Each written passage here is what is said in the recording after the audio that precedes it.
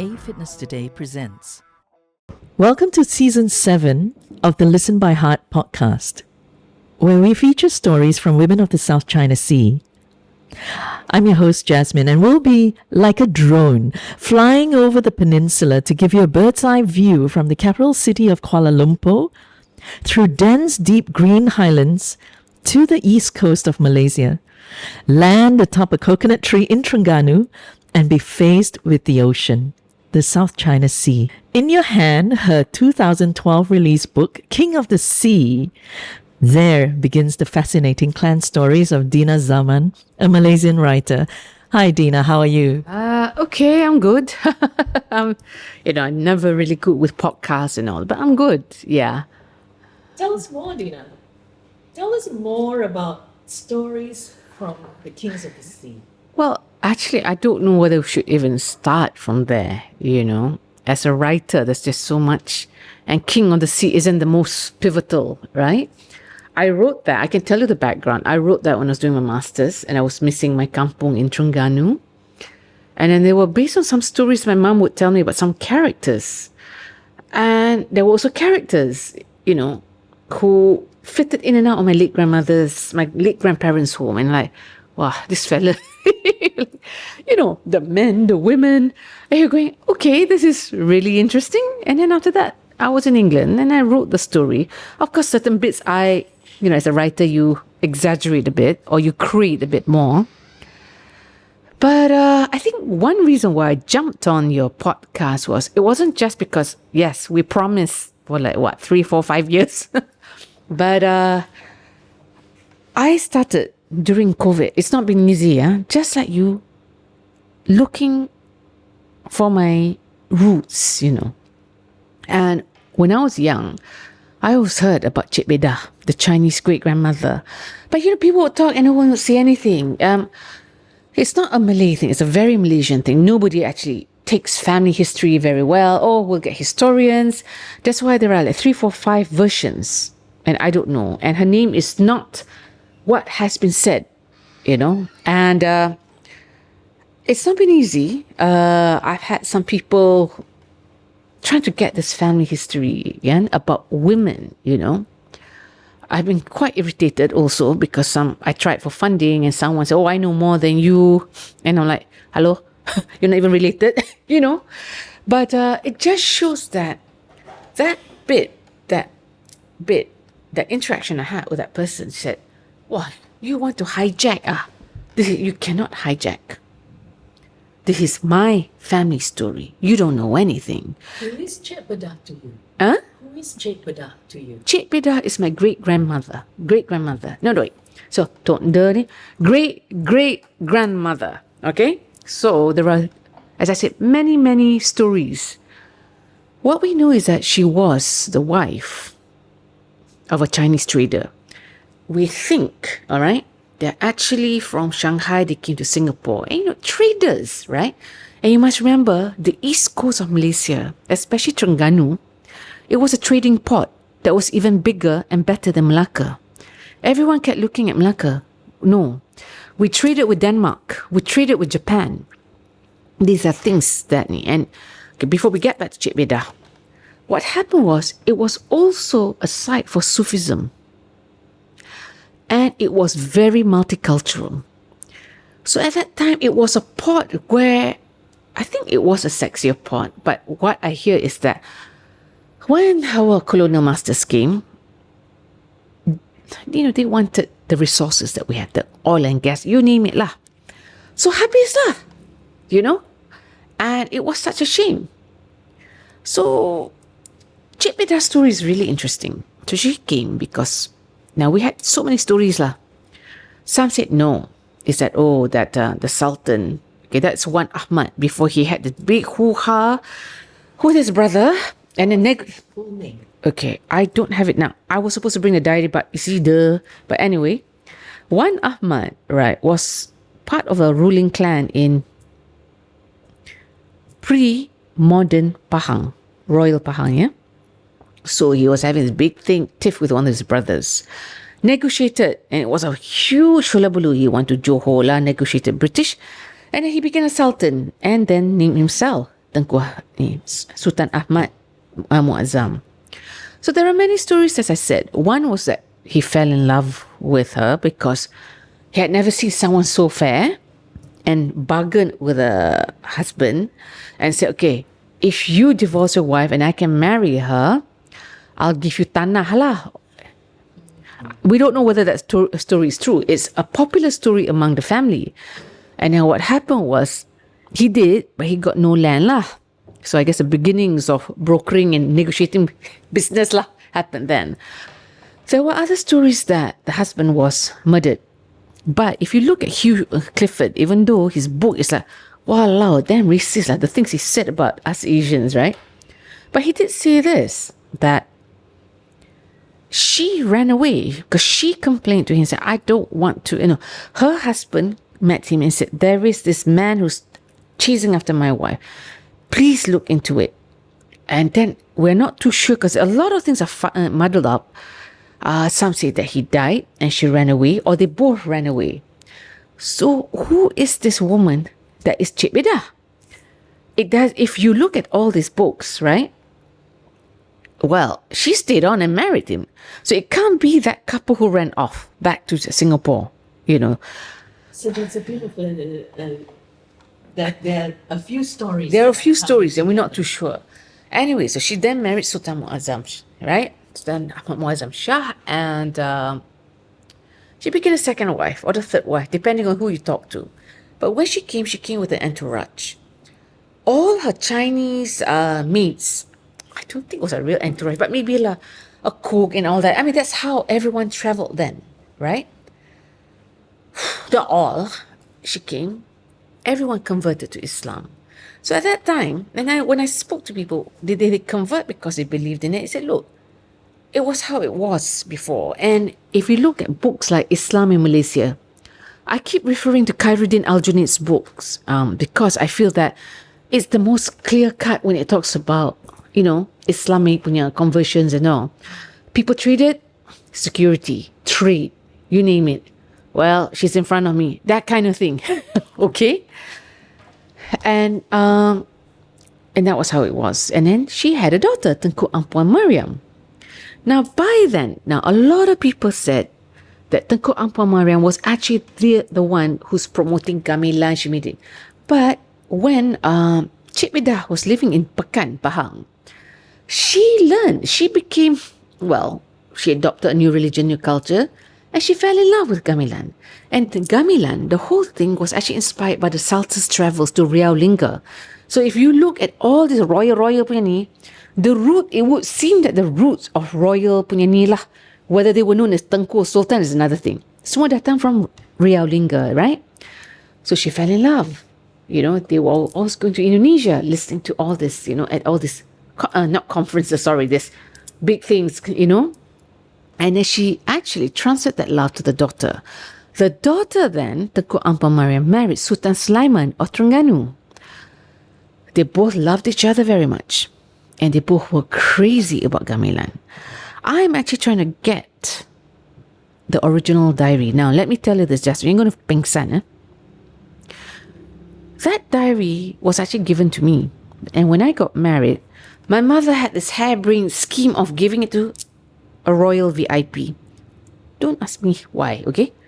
I nearly fainted when I heard about this 10 years later. But, all that, all that, I went, okay, so I'm trying to track it down. But now that person has dementia. So I went like, this is not easy. It's like Cik Beda wants her story to be told, but at the same time, no. One of my issues is that, and we're not going to talk about Tengku Ampuan Mariam, not for this podcast, but because when Tengku Ampuan Mariam had her own family, my clan was not on that side. My clan was on the other side.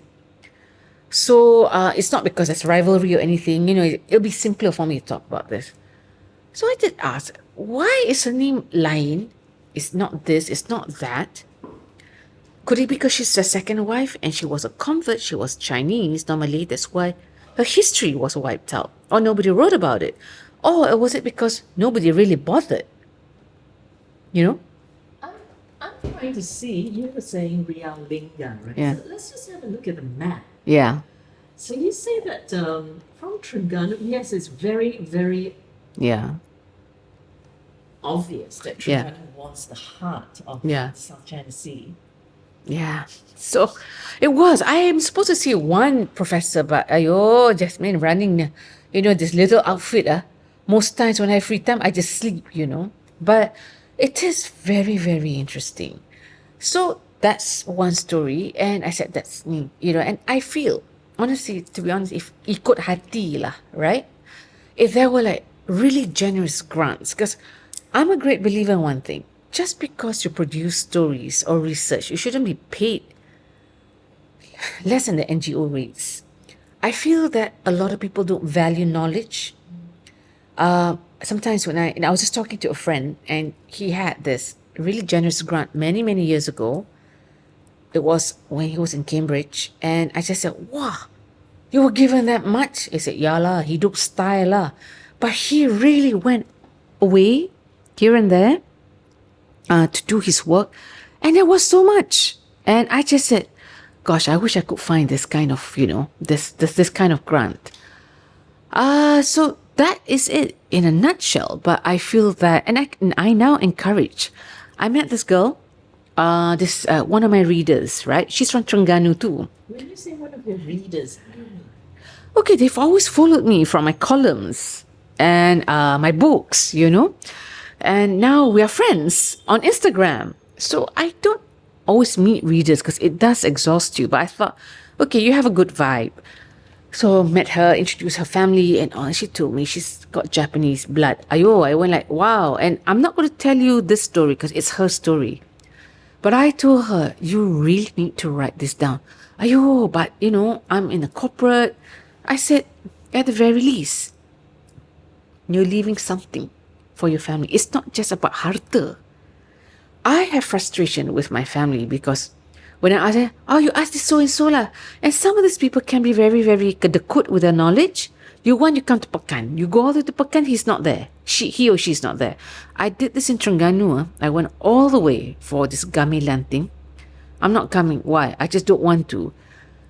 You're like, Allah kedekutnya, So my frustrations can be that, but you're managing human beings. But I always tell people, no matter how humble, right? People say, oh, you can write lah. Got some royal link there. It's not about royal links. It's about finding about your lineage. And it actually, after that, you realize one thing. When this girl told me about this Japanese lineage, the more she told me, I said, hey, you have a book. This has ties with Japan and Singapore. Politically. And she went, really? Yes! So has she gone ahead? No, I said, look, we've got to have tea again. And I said, but I feel that for anyone who listens in, I just want to tell everyone, when people meet you, I wish I can be a writer, then just do it. To be a writer, and before we go to your questions, right, Jasmine, I've always said this. I think you just need to stick your bum onto the chair and initiate it. And write. And then work with very good editors or with good groups. You do need the basics. I do tell people that, okay, you need to understand what creative writing is, whether it's fiction or non-fiction. Then, once you get that formatting, the DNA, it's easier to plot your stories and all. But a lot of people don't want to invest. So you did your undergrad in... I did in communications. Mm-hmm. See, I wanted to be an anthropologist. Really? I told my mom, I want to be an anthropologist. And I think a lot of Asian parents, you just become lawyer lah, doctor lah kan. Okay, I'm going to put this, right? I was a terrible student in school. Okay? For a few years, I went to an all-Malay boarding school, Tunku Kusha College. I think we both were like, Teflon. We just, we just rubbed each other. I don't know. But, so I didn't have brilliant grades. I scraped through SPM. And then, when I say, what you want to do in your life? Lucky you got a first grade, Then my mom said, you're going out to Form 6. because your father and I, we did Form 6 and went to UM. I mean, you know how parents are. Huh? You're not going to decide for me. But I went back. You see, I don't know what they told you. I'm what you call a third culture kid. And that's the only identity I identify with the way my father worked, you know. And that's why I said I can't find home yet, right? So your father was with the foreign? Yeah, foreign affairs, foreign service with Putra. So then, what I thought was really interesting was that in between the BRICS, the countries, I would end up in Convent Bukit Nanas. So, you know, my classmates would tell me this, you are Dina like this, you know. Kejap ada, kejap tak ada. 1 year don't have second, hey, you're back in school. Hi, remember me? So, I went back to Convent Bukit Nanas for my sixth form. I actually scraped through sixth form, but I spent the most time having all these crushes on St. John boys. That was the beginning of my writing career, because all my classmates had all these boyfriends. Right? I had to write letters lah. So I remember my literature teacher, Mrs. Yu, I don't know what happened to her. So she called me. She said, Dina Zaman, if only you pay more attention to your literature classes instead. I said, I'm being paid what? So that's why Dina's Dalcha. So that's how it began. You know what they would do? You go lah. So, okay, I had an afro then, no contact lenses, no nothing, right? So, you know, I had these letters. So go walk all the way down, you know, to St. John. You even had to deliver them. My friends would treat me lah, please. Or I tengok wayang at Rex or Federal, okay? Dah lah ni, nak buat gig ekonomi kan. Yeah, so okay ha. So, I said, okay. Then, you know, that I tell you, my days in Convent Bukit Nanas, they were fun. They were funny. They were fun, you know. I had so many stories there. We were in sixth form. And I think that actually sparked my interest in writing, because Mrs. Yu, apart from catching me with this writing gig lah, again, I actually paid attention to literature. Who do you remember from school? Gosh, I'm still good friends with them. That's Christina, right? All my friends very corporate, okay? Sandra Jean Correa, Adrian C, Dr. Sakina, but she was a doctor, so then after Form 6 she went off. Any of the love letters ended up on the marriage altar? Tak ada. All broke up. All broke up. Then we had one friend. Don't know what happened to her, you know, Cynthia Chen. Oh, yo, after Form 6, I don't know what happened. She broke up from the church punya ni. Wow. I remember we all snuck out to go to nightclubs and all, right? Well, she had all the boyfriends and all. But alibi. But, you know, we all had that. And what Mrs. Yu did was this. We had this composition classes, but she was different. She made you write papers. I remember all of us like, what is this stupid footnote? And that time I had a typewriter or computer. We had to write. So I was telling Christina, I hate this annotation and all that. And then she would test us, you know, what is a simile? What is this? I remember Christina said, you know, I'm just going to become economist. It's the easiest thing. I failed my econs classes. Oh, yo, poor Mrs. Wong. I said, so anyway, but she taught me, all of us had to do academic writing. I tell you one thing. That's quite unique, actually. She taught us how to criticize. I actually enjoyed, you know, one, I got scared of her because I didn't want to get into trouble, but I actually enjoyed it. And I said, okay, I think I'm set. But at that time, I didn't know that I wanted to be a writer. I just said I really enjoyed, because she would talk about people. And she said, you should consider anthropology or sociology. You know, because my parents said, no, you have to be a lawyer. I'm like, oh God, all those textbooks. Or you have to be this, you have to be that. Negotiated. I ended up in the States. And I did comms, you know. Okay. Whereabouts? It was at Western Michigan University lah. Oh, redneck, man. When I think about it, how on earth did I end up there, you know? I should have been somewhere like in New York or something. But anyway, I went there. While I did comms, you know, in America, they allow you to have electives. So I'll be running around all these classes, learning sociology, all this. And I went, oh, this is what makes people tick. Anyways, so, I came back and then here I am. After many, many years later, I write non-fiction mostly. Now when it comes to fiction, I write mostly film scripts only for me. Any released so far into films? No. Not yet. I don't know. I mean, I enjoy it. In what genre for film? See, I don't follow like just because it's horror, it's horror. There's always a story. And that was how I was trained. When you write anything, I had good bosses along the way. Even to do, I did PR, my first job, Wow, Central Market and then Bersama Stella, Right. Okay. I had to, my accounts were all, hardware, computers, servers, my lord.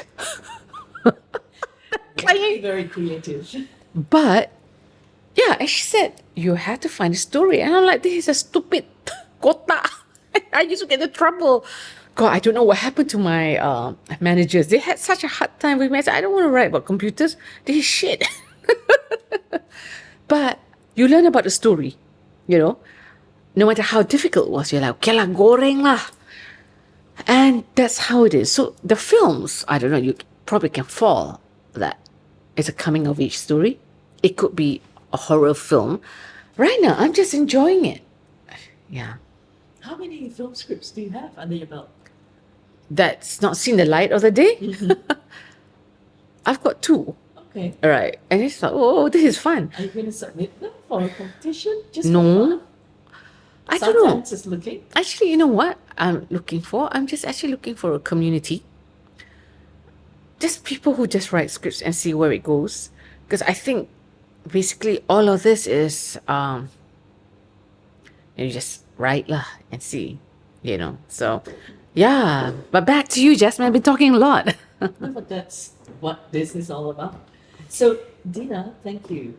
Thank you for sharing so much with us. You, besides advertising and PR, you were also a reporter. What was that transition? I mean, it often okay. happens, but I wasn't PR. Look, I said I had good bosses. They were tough. They taught me the ropes, yeah?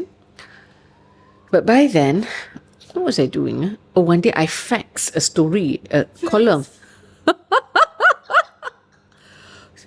Faxed and posted, okay, to the New Straits Times. You see, at that time, oh Lord, I was in love with this guy, big time lawyer. Now lah, that time, and he dumped me at the bus stop. I said, huh? How can you dump? So I said, oh my God! And my parents thought we were going to get married. So I'm going to write about this. And I used the office typewriter. I wasn't allowed to, but I did. I typed it out and I faxed it over to NST. Because my parents said, you got to get married. You're going to be 30. okay, so you were just a couple. I was in my 20s, mid-20s. So that's how Dina's Dalcha came about. I'm like, ayo, these guys, And then all my friends, we were all the CBNers lah. All trying to find husbands also lah. Or the major love of your life, right? And we were like, wow, so difficult, A lot of my friends married foreigners. It's like, I think we're not the Malaysian market lah. And then I started writing Dina's Dalcha, And at that time, we had cats. My sister had this cat called Pei Ah. All right. So one day I was a bit jacked. Pei Ah. So I remember I was looking at her, and this cat. My father kept yelling at my sister, you have to spay the cat. And my sister said, no. Operation, she might die. The whole neighborhood knew. Pei Ah. I would go for walks with my friends, and this lady would say, Dina, please tell your sister's cat, Pei Ah. What, auntie? My cats are all spayed. She cannot find boyfriend here. So then I remember telling my friends that, my sister's cat has more action than all of us, right? So This is like Sex in the City. feline style lah. So I started writing. It was a hit. Everyone wanted to know about Pei Ah. And I'm like, hey. But I had so much fun, Jasmine. It sounds like. And I tell you, that was a different Malaysia then. You grew up in that era also. It was so different. You could write about going night clubbing and all that, and you weren't going to be hauled up the way things are now, Technical question. Yeah. If you are a Malay female, Yeah. are you allowed into a nightclub? Yes. Okay. Just that you cannot consume alcohol. Well, I think even now, I mean, I don't go, I sleep by 9, okay? But I think, yes, you still can go. There is no limitations lah. You can do what you want unless the powers that be, because politically the landscape is changing rapidly. But for now, from what I hear from people, it's business as usual lah. But I don't think you can be so open. When you're young, I mean, at that time, that was the 90s, Jasmine. Granted, it was Dr. Mahathir's era, and a lot of people have issues with Dr. Mahathir, but it was a very, when we worked, right? When we were? When I worked, okay, our teams, and it wasn't because the bosses said you must do that, Somehow the synergy, it was always multicultural. Maybe it was because our managers are like this. Maybe it's because the clients are like this, I never really worked in a homogeneous team. I mean, all Malay team, all whatever, But now, when I hear from the research, right, more and more people, even corporates, they all stick, even work-wise will stick to one group and going, oi, this is so different from my time. So it's become cliquish. I think it's become racialized. Racialized. So then I said, wow, and when you look at my bunch of friends that I'm still friends with, there'll be 1, 2 Malays, or I'll be the only Malay. It's all mixed, And now it's a little bit more different lah, kan? But yeah, so I did all that. I was in PR, so I wrote that. And then I dabbled in theatre, okay? Because everyone was dabbling in theatre. Everyone, I was selling tickets. Those were the days that Bonton, I understand. Yeah. Instant Cafe Theatre. It's a cafe, so I was selling tickets. And then that time, Instant Cafe Theatre had a subsidiary or something called Drama Lab. So we would submit monologues or dialogues. And that's the kind of thing that I would like now. It was so fun. Okay, maybe none of us got famous, become, theatre writers or what, but... It was a form of expression. Yeah, and we worked with I actually wrote scripts for Sophia Jane, Ida Narina.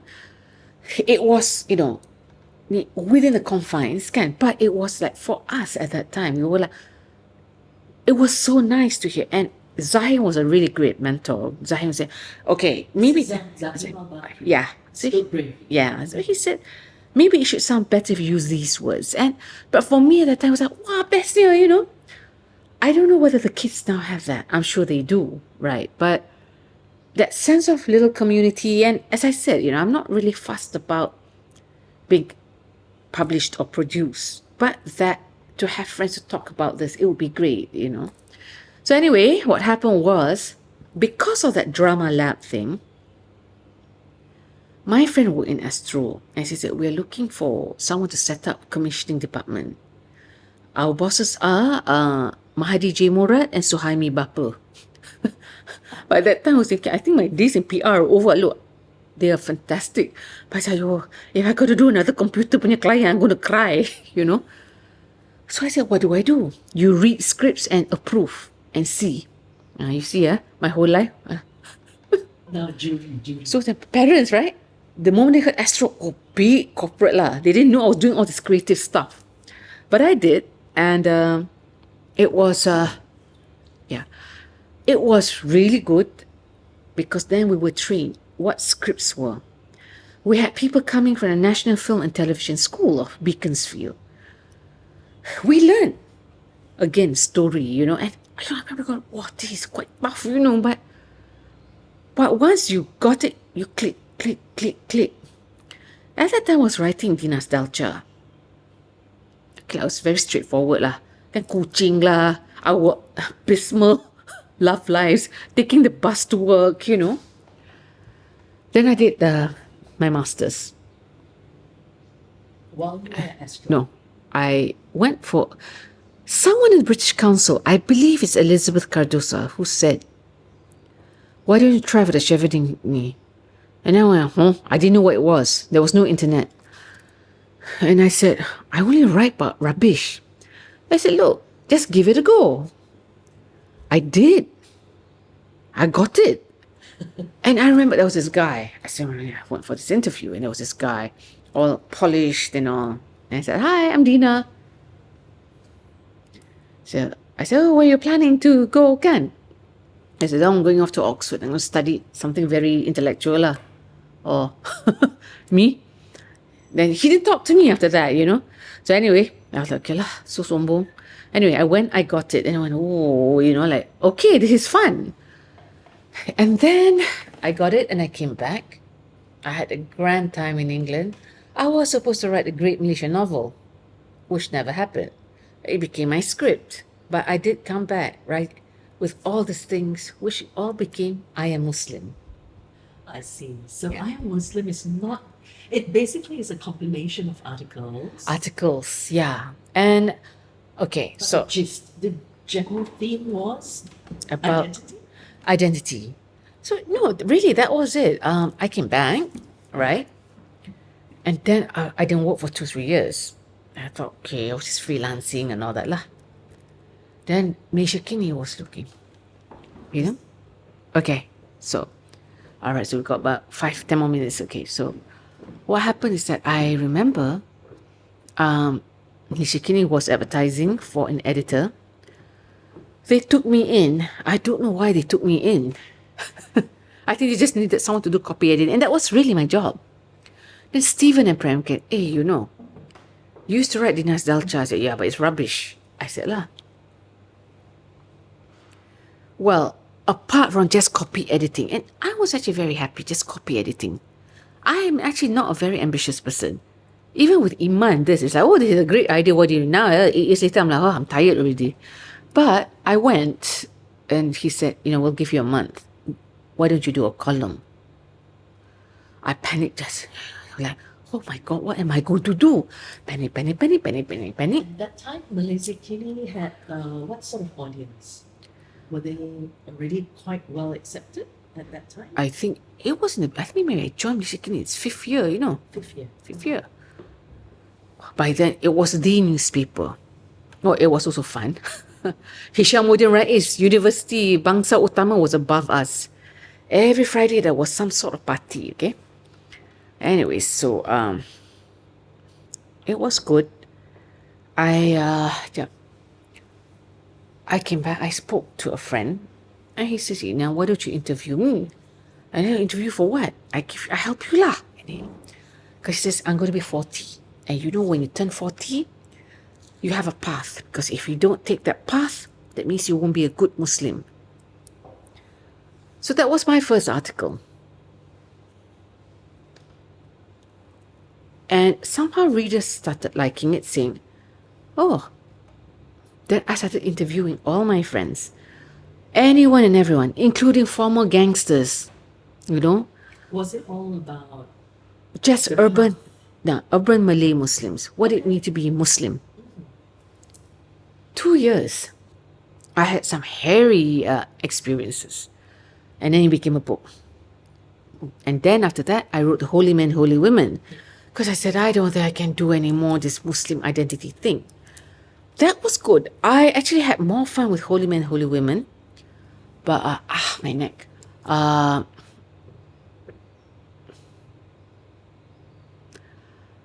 just, you know, Holy Men, Holy Women really taught me a lot of things about living in multicultural Malaysia. There was an article I was reading. They Yeah. were reviewing your book. Yeah. I think it was when you first launched Holy Men, Holy Women in NST, Yeah. New Straits Times. Yeah. And you shared about meeting a hijab-wearing woman Okay. who told you she was agnostic. That one was actually for Malay Mail Online. Right. But yeah, she came to me. She wanted to be in the column. And I met her. And she told me that I had such a shock. You know, I went like, huh? And I said, you know, and I said, okay, it made my head spin because I didn't know how to connect all this. She no longer wears a hijab. She has left the country. But I think that if anything from I Am Muslim right up to Holy Man and now my new book, which is being revised, and we shall not talk about it because I'm so stressed. And it's due up. I don't know. I think it's this. A lot of Malaysians want to talk. They want to have a conversation about identity and their worries or how they feel. And if I am going to be that platform or resource where they need, yeah, sometimes it's very heartbreaking. So yeah, she told me about that. That came, and I think it's inside Holy Men, Holy Women. And the choices you have to make, the choices. She seems to be happy. I hardly contact, there are some readers that they become friends, long-term friends. Some you move on, But I think at the end of the day, with Malaysia, a lot of people want to talk about their lives. I met a hijabster last night. Oh. And she told me she's married to a metal rock musician. Uh-huh. And they go for gigs. Yeah. And they're mostly hijabsters enjoying metal music. Yeah. Which I think is good, because my time, if you're a hijabster, you don't do that. So things have become more flexible. Things have become where the kids are telling, I will create my own world. So I see so much more. I mean, just in our time when we had all these readings, you hardly see anyone pakai tudung. But now they come.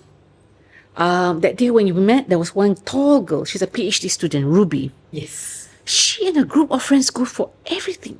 They're smart, they're sharp. Very smart. And she's saying, I've been following her. she says, I'm recreating my own life. Nobody tells me what to do.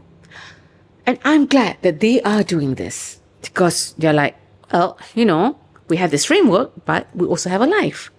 As you are speaking of this, I have images of the women in Iran burning Yeah. their hair. Yeah. Not their head, but their headscarves. Sorry. Right. Because over there, it's a different kind of Islam that's being preached. I think when you talk about that, we cannot use Iran as an obvious thing, okay? While it is about this girl who took off and she suffered a terrible demise, yeah? I would like to say that it's not just about women taking off their scarves or women putting on their scarves. I may sound like an apologist for Muslim women, but I think the war should be about the freedoms denied to them. Because I feel that when that thing happened, everyone said, yeah, buka tudung, the Iranians are like this. Actually, many Iranians I've met, whether they wear the tudung or not, right, are brilliant. Men or women, they're brilliant, they've got great hearts and all. But they do live within sanctions. And I think they just want something. They want to live, And I don't think that would be a great, obvious choice. But I think that, I'm not, criticizing, but I'm just saying that what I want to say is that when I see them, and also these young girls, like, they would tell me macam-macam lah. And I'm like, you buat apa ni? I think it's good that they're saying, yeah, but I'm going to go this path. It's my path. Because if you look at women older than them, my age, you can do this, but you cannot do that. You can't do this. You can do. And when I read your introduction about your mom, Jasmine, I'm a great believer in alternative therapy. I said to you earlier this morning, I have a friend who's a counselor, and she does somatic therapy on Zoom. And this is another reason why I'm a bit tired. Whenever you do, this is what you call EMDR, eye movement desensitization therapy. And it's scientifically proven, yeah? It teaches your body to heal itself, When I read about what your mother went through and what you went through, I find that possibly in Asia, almost every woman has a story but represses it. Culture, religion, whatever lah, or even society cannot lie, because I'm like, and you're like, And I do believe, okay, I will tell this to you, many years ago in my 20s, despite the crazy column I had severe endometriosis. I'm sorry to hear that. Yeah, so it's painful. Mine was bad. I was grade 4. Another point, it would have been another thing, yeah? So if you look at my CV, some years are missing. That would be because I couldn't get out of bed. Literally, like, even on the days when I didn't have my periods, you have the aches and you're like, oh, and I was anemic. And, you know, I learned this late. I had a partial hysterectomy in 2012. It was painful. I'm still suffering from the repercussions of surgical menopause.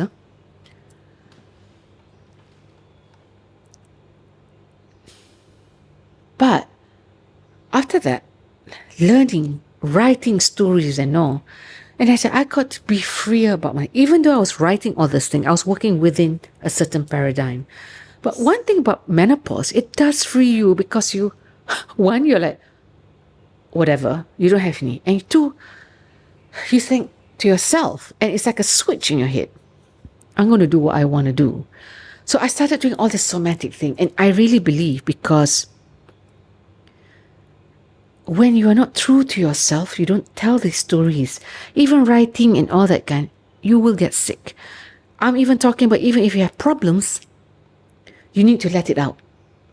Whether it's to a friend, writing or all that, you need to. I mean, I had this bit of a debate with a cousin yesterday who's a real diehard Sufi. Okay. Oh, I gotta go soon. But I said to her, why are you clamping down the family history? Oh, but that part is all haram already. And I said, I don't see it that way. I'm not saying we should take down that path, but I do think that if we acknowledge this existed in the family, maybe we wouldn't have this post-traumatic disorder that we're having in the family right now. And she's like, oh, that's this, that's that. And I just said, I'm just talking to a wall. But for me, I want to write about this because I feel that if you don't know your roots in any way, then it's very susah. I tell all my friends this, and I told my friend, I said, this new friend I made, I said, I think you and your husband should actually talk about this. I said, you're younger than me. Your BP is like, ayo, I'm not a doctor, I dah takut. And I said, the fact that you live like this every day. But I said, I think if you start writing it out, point form, it doesn't have to be lyrical. After all, you've come to this age where you've got more flexibility at work. You're a director. Take off and think about your family. And she was shocked. I'm like, huh? And I said, no, I'm going to chase you because the stories should not be hidden. And that's something also about Asians. We always like to hide. We cannot hide. I'm not saying we should be like, okay, I'm not sure about this woke generation thing, but I don't think it's good also to be, you shouldn't cover too many things up. And this cancellation culture. Yeah, you need to discuss this, whether it's good. I mean, I said, look, I may write things that are not agreeable, but if we don't discuss this, if we don't discuss this, then definitely the society, we will be stifled and they will get sick. Okay. That sounds awesome, What you're suggesting Right. is that as we write, we release. As our hand Right. stroke and Yeah. even handwrite rather than type, right? Jasmine, one of the things I want to do, because I would deal a lot with peacebuilders, it's something maybe we can all discuss later. I've been wanting to do writing workshops, not to turn them into Pulitzer. You luahkan. I can tell you, there's a huge audience. So maybe you cut lah, Prologue. In the beginning. In 1998, the Deputy Prime Minister of Malaysia, Anwar Ibrahim, was arrested for alleged sodomy. I remember a flurry of discussions at work on the office internet system, now heated up by mentions of Islam and Anwar. I knew that Dr. Mahathir Mohamad, the Prime Minister of Malaysia, was angry with him. But over what exactly, I didn't know. I didn't feel good that morning.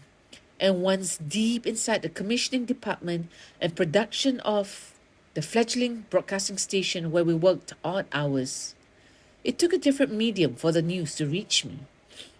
When I picked up the newspapers declaring Anwar liwat, I had to shoot off an instant email to a friend. Liwat tu apa? I was apolitical then, very much like many young women in Kuala Lumpur who wanted to earn good money and marry men from similar family and economic backgrounds. Perhaps one difference was wanting and failing to write the great Malaysian novel, and so I was awaiting the results of the Chevening Scholarship, having applied for a master's in creative writing. But the news of Anwar's arrest refused to abate us as I drove back home that afternoon from Sri Kembangan, where the drivers all seemed to be looking upwards. Helicopters. The menacing sound of whirring blades droned into my car as I entertained the thought of one of them crashing into me. We lived a few roads behind Anwar's house in Bangsar Heights. Swarms of people and cars almost choked off all access, placards held up demanding his release. Leaving my car near someone's house, I ran uphill back home, pushing my way through the crowd. Inside, I found my mother speaking to the orange telephone with his gaudy telecom sticker, rehashing the news with her sisters. Meanwhile, my sisters were shouting, Bah, what is liwat? Like me, didn't understand what it meant. My mom hung up and turned to my father. What was going on? She demanded. How can the papers write liwat on the front page? We are Malays. We don't use such words. There were students, young people, reading newspapers. My father, normally a calm and quiet man, snapped. If you mention that word again, I will rotan you. That's a bad word. He rolled out the papers and struck the dining table. Our cats ran off and the maids retreated into their rooms at the back of the house as he sat down on the sofa, cradling his head with his hands. Today is a day we Malays have lost our moral compass.